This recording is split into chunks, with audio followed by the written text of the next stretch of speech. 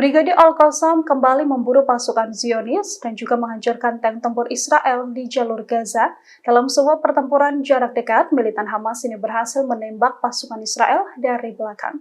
Inilah aksi pasukan Brigade Al-Qassam dalam pertempuran di sebelah timur Gaza pada Minggu 7 Januari. Dalam pertempuran tersebut, Brigade Al-Qassam membidik dan menghanguskan kendaraan milik Israel.